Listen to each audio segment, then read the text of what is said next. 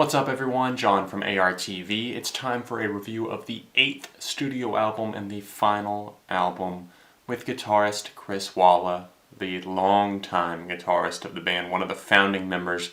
This final record with him is titled Kintsugi. It's the art of mending Japanese pottery by filling in the cracks with gold. And I think the interpretation is pretty simple, at least in my opinion. I haven't really looked into it too much just because I like to leave some things open to interpretation. To me it seems like kind of filling in the cracks and the gaps of life with good things like silver linings, trying to find the good in situations. And it's pretty straightforward, I believe, but I could be wrong. No one really ever knows the true intentions, at least not 100%, I feel like, behind what a musician is writing. But most of this record is cautiously optimistic, I would say. It's not 100% upbeat and positive because there are some more, kind of downward spiraling moments that feel like Ben Gibbard, the lead singer of this band, was kind of down and out while he was writing it. In fact, there's one track on here that was kind of written from the perspective of just looking up from kind of the bottom of life and just kind of looking up constantly. That's the track Everything's a Ceiling. I feel like it's one of those albums where I just want to go through it track by track, break it down, and give you kind of my feelings and interpretations on it because I wrote it several other ways and it just didn't flow. So let's go ahead and get started with this opening track on the album, No Room in Frame.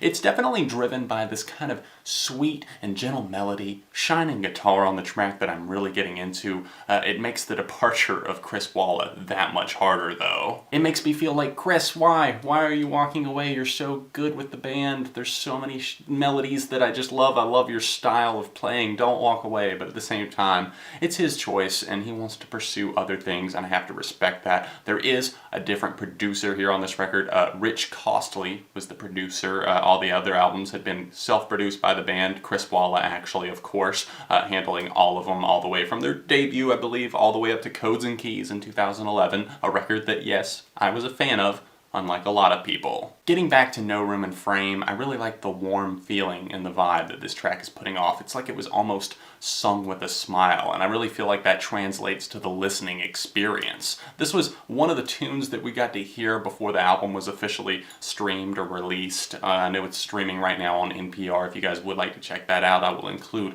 a link in the description down below, but I just immediately clicked with this one. It's one that I found enjoyable right off the bat. The writing here is clever and familiar, but it doesn't necessarily feel like a retread to me. It doesn't feel like Death Cab For Cutie running in circles. I can't remember if I did a track review on the single Black Sun or not. Did I? I don't think I did. I'm not sure why, but I want to go ahead and talk to you guys a little bit in detail about this one. It's a pretty dark choice for lead single, but I gotta say I dig that. They didn't try to push some gentle pop rock tune out there that would go for the masses. It didn't appeal to the radio necessarily, even though it is performing well at alternative radio. Instead, they opted for a much more personal choice. Black Sun is agonizing because I know the feelings that Gibbard is going through. I've felt that before, maybe not to the same extent, but the line, how could someone so fair be so cruel? He questions that here on the track. Musically, this song is somewhat calming, but at the same time it's like the calm before the storm because it becomes very powerful, especially in its second half. It's built around this somber and consistent guitar line, slowly adding in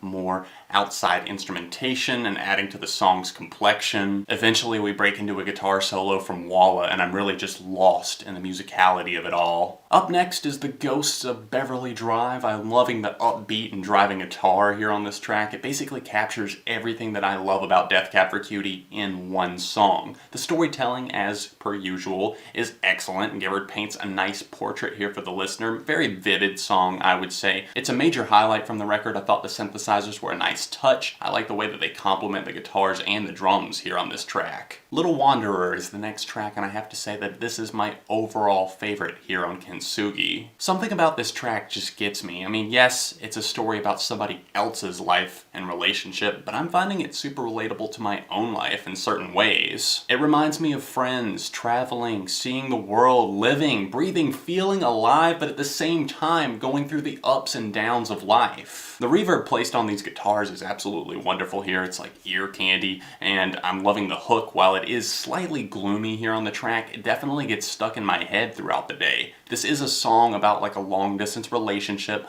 but to me also that applies to someone who's kind of moved away like I have. Feel kind of disconnected from family and friends that are hours away.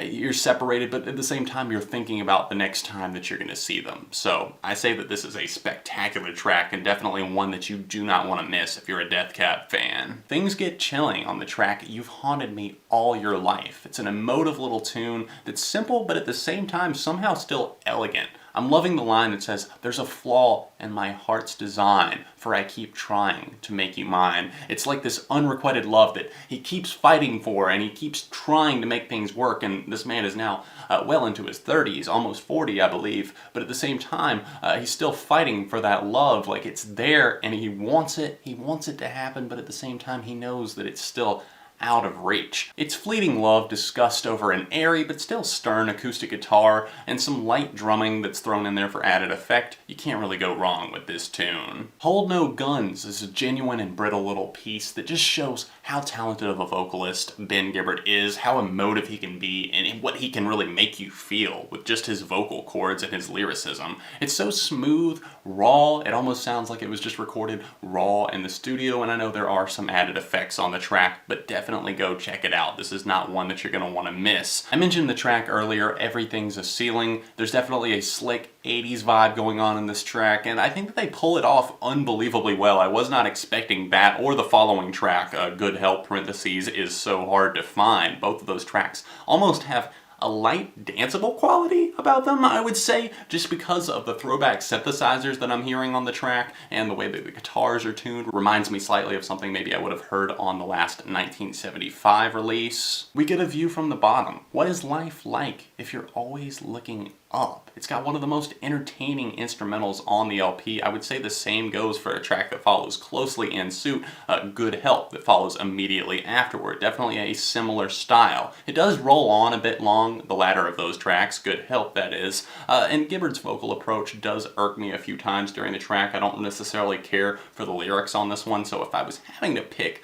one of the weaker links, I would definitely say this one, but at the same time, I'm still really enjoying this track, so I don't want to discredit it that much. Layered vocals show up in a big way on the track El Dorado, really fitting the mood of this song almost perfectly. The instrumental gets more and more lavish as the track continues to roll, and I'm loving the way that the keys mesh with the guitar and the other outside instrumentation. I've always admired Chris Walla's style of guitar playing, and I feel like on this track it's a perfect example. You can hear each individual note being played, and it just makes me miss him that much more because I know that this is the final time that we're going to be hearing him on an album. The following track, Ingenue, was the most surprising cut on the LP to me, and I say that only because it just really took a few listens for it to start jumping out to me, and I was like, holy shit, this is a really, really powerful song. Lyrically, it's very potent. It speaks of this girl that's losing her innocence, essentially. I think that's what Ingenue actually means if you look up the definition of that. And he speaks of just being younger. He talks about being 23, my age, another relatability factor. I thought the lyrics were the best quality of this track, but I also cannot deny that I'm loving the vocal style on this one and the way the guitar hooked me in. This song is brilliant. It sounds amazing. I'm loving the line that starts off, "I hear it ticking." Go hear it for yourself. That line's got me feeling some type of way, I'll tell you that. The closing track, Binary Sea, felt a little bit predictable to me the first few times I heard it, but it really grew on me the more I heard this piano-led tune. It feels distant, but still somehow hopeful, and I believe I'm interpreting this right, but I feel like it's Gibbard singing about holding on to and preserving love and memories in this digital age that we're in. Death Cab leave yet another huge impression on me with this immense yet still easy to understand record, Kintsugi. It's really got me hooked. I'm glad I let this one sink in for a few days before I actually tackled this review For me, this is a 4.5. If you heard the new Death Cab For Cutie album, let me know what you thought about it in the comments section down below. Hit the like button and let me know your favorite Death Cab For Cutie album. I would still have to say mine is their 2003 magnum opus, but it's very close. This album definitely could grow on me. I've been a fan of pretty much everything they've released since that record, though, in 2003.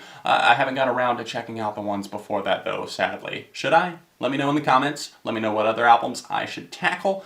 And thank you so much for subscribing and watching. I'll see you very soon right here on ARTV.